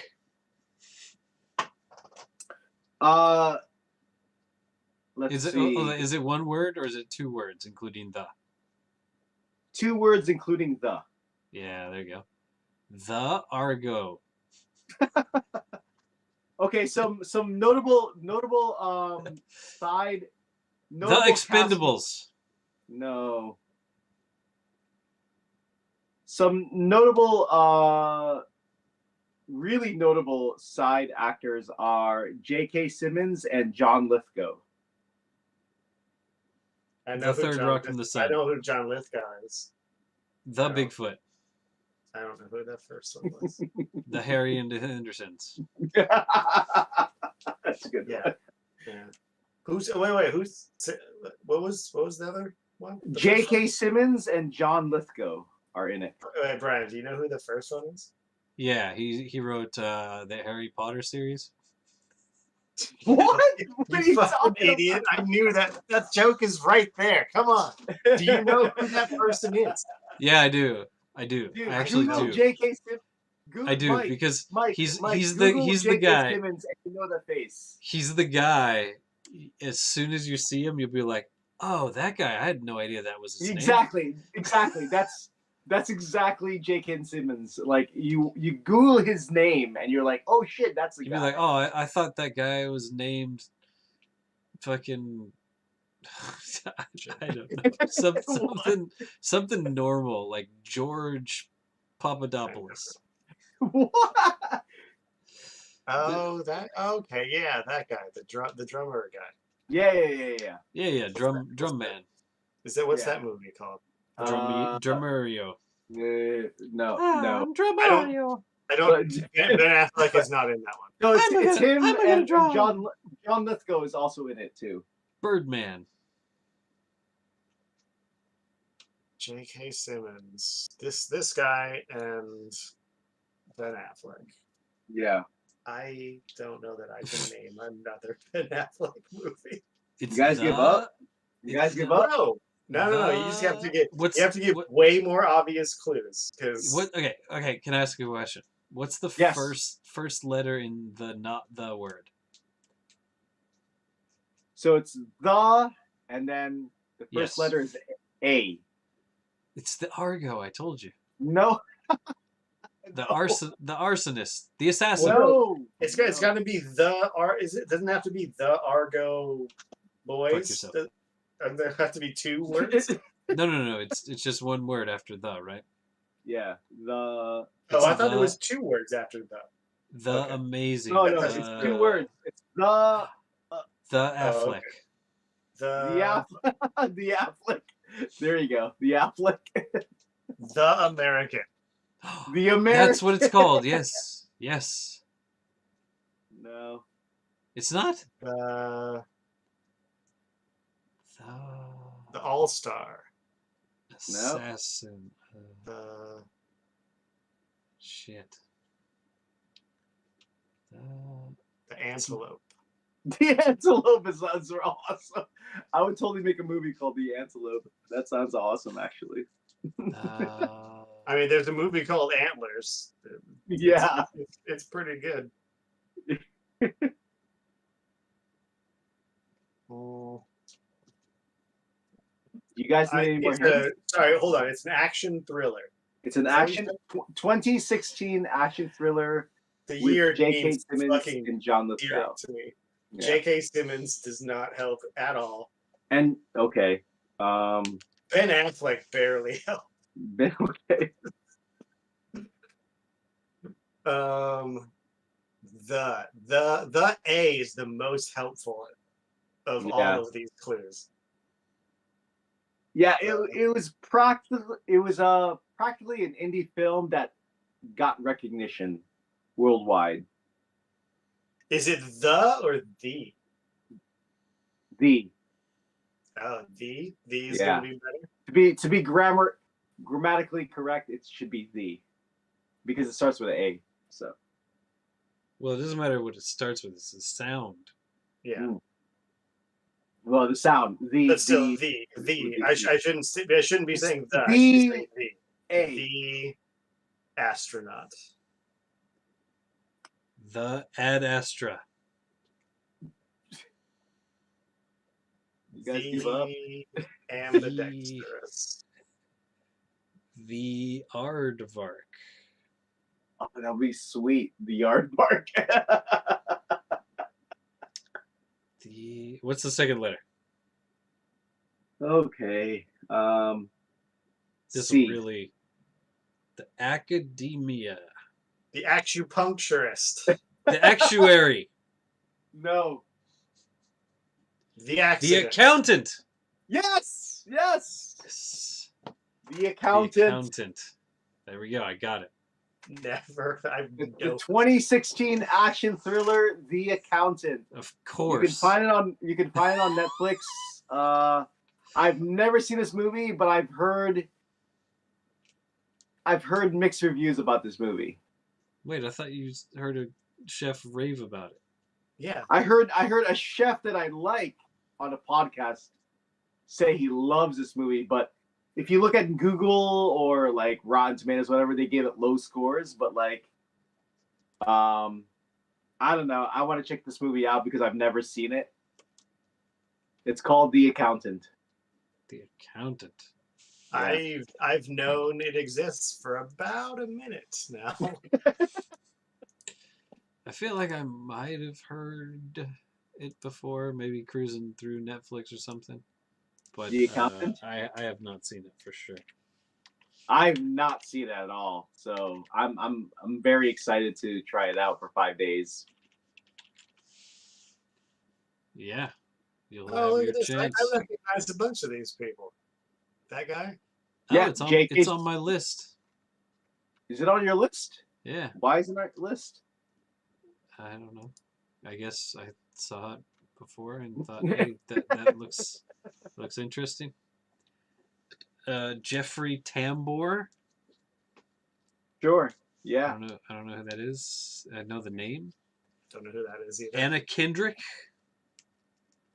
Again. Yeah, I recognize that name. Know the name. I have to preface, guys. I'm not the biggest Ben Affleck fan. I really don't like that guy.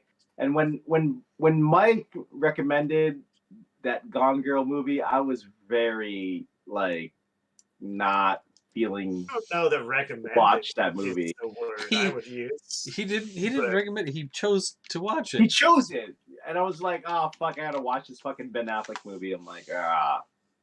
Oh, But I'm gonna take this second chance with this movie, The Accountant. It might be good. It might be. I have no idea, but I specifically chose this for the 5-bagger, just to see. Yeah, I hope you don't think that I recommended Left Behind. No, dude. Beaks, I would be like, yo, why is he my friend? Hey, you guys, you got to check out this sweet movie.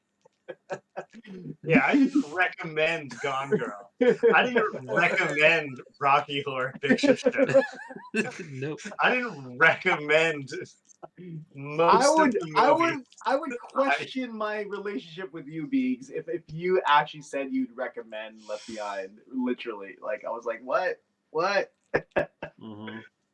But I'm coming in with this film with completely no, nothing. It's just a clean slate. So I thought The Passion of the Christ was decent. I've never saw it. I've never seen it. Nah, I'm not going to recommend it though. It was okay. Mel, is this one based on a book? Is this something I gotta read?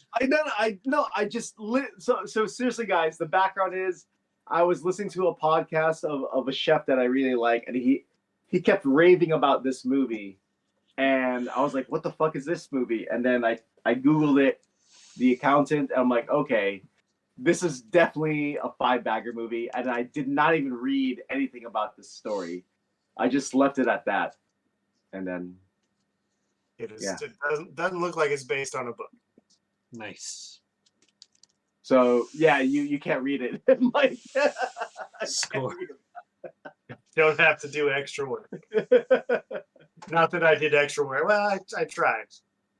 I And put I'm just happy two that it's hours only. into this. I'm happy it's like only a 2 hour movie, like not more than 2 hours. So Oh, Yeah, that's my thing.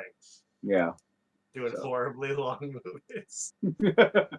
We'll see. I mean, I don't know when the next time we're gonna do this, guys, but yeah, let's. If you guys are down, The Accountant with Ben Affleck. yeah. Let's hope it's Yeah. more. It's sooner than this one was from the last one. I think it was like 6 months ago was the last five bagger. I know. I mean, I'm sorry, guys, but like, yeah, I know. No, it's not your fault.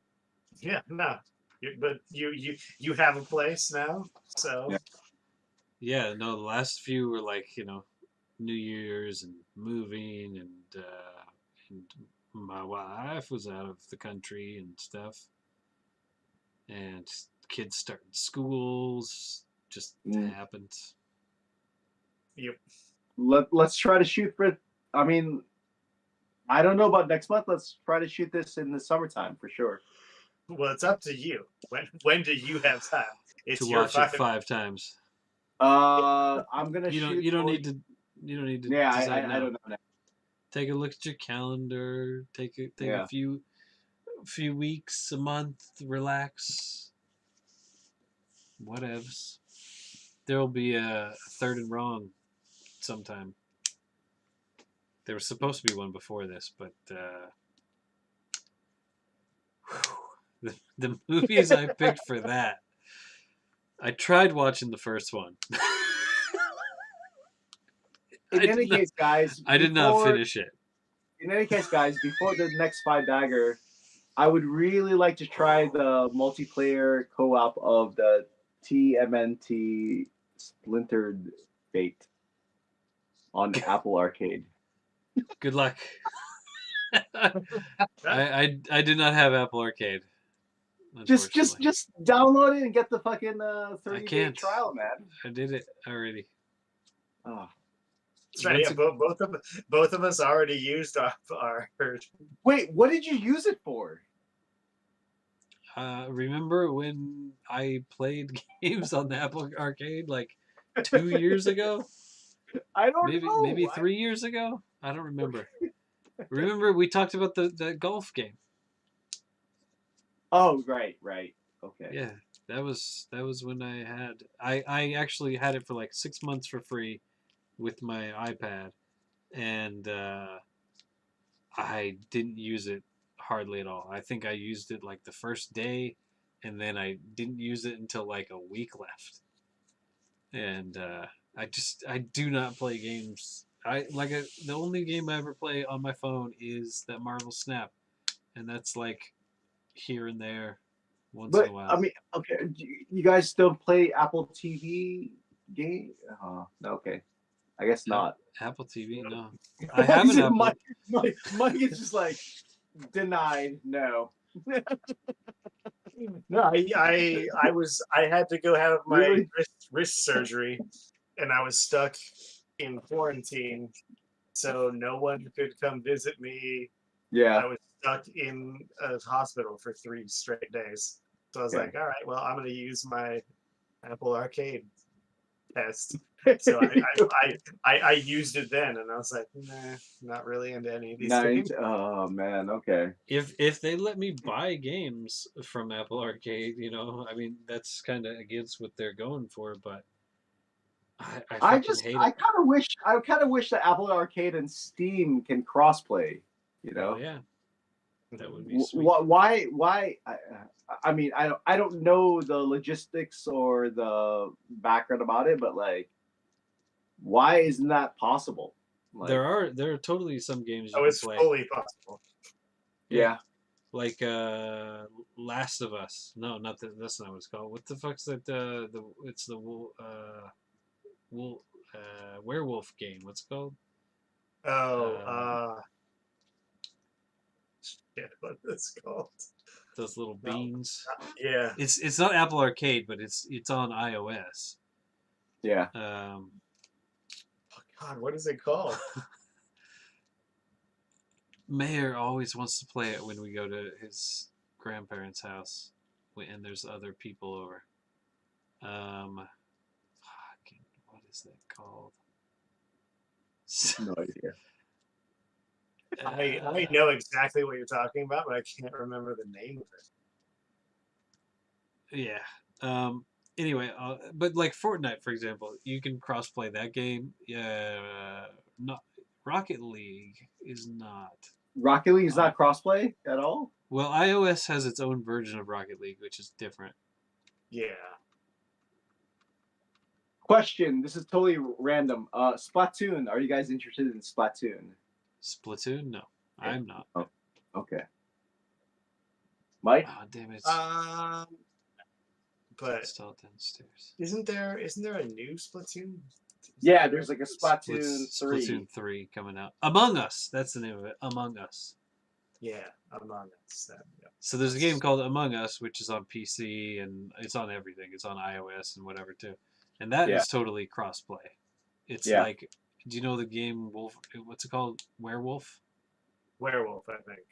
There's a bunch of them, but yeah, I think Werewolf is the. Okay. Do you know that game, Mel? I have no idea. No. It's like one person is the werewolf and it's secret. So you play with like 5 people. One person's the werewolf. They're the one that tries to thwart everybody from accomplishing their tasks. You know? Ah, okay. But it's secret, and the other people have to figure out who the bad guy is, right? So okay. It's a game like that, and that's crossplay. You can play on PC, you can play on phones or whatever. So like when we like New Year's at the in-laws, we'll play that. I'll be on my PC and Mayor will be on the Switch, and like other people will be on their phones, you know. So there are some games that are totally crossplay, but the Apple Arcade thing, the whole thing about the Apple Arcade is basically they want subscription. They want people to pay every month for it. Yeah. And I would rather, most of the time, I'd rather just have the game. Yeah. But I do pay for the Xbox Game Pass, which Among Us is on Xbox Game Pass. Mm. Yeah, I mean, I don't know. I just, you know, the game, the Ninja Turtles game is on Apple Arcade, and I think it's pretty cool. I just wish to play multiplayer with it, just to see how it looks. Yeah. I don't know. It sounds cool. If it comes to Game Pass, I'd be down to play for sure. It's pretty cool. It really is pretty cool. Actually, Hades is pretty cool. Yeah, so I read on Google, I read the reviews, like everyone's saying like, they basically took the best things of Hades into this game. And I've never played Hades before. So Hades and Hades was really good, I guess. Yeah. Okay. That studio has made a lot of good games. But it's the same studio that made Hades. Oh, really? Yeah. Oh. What they're called? So, Big Giant Game, something like that. Super Giant. Super Giant. Super Giant something. Yeah. Yeah, they made Bastion and whatever that. Oh, they made Bastion. Oh, Bastion was amazing. Yeah. Yep. Same company.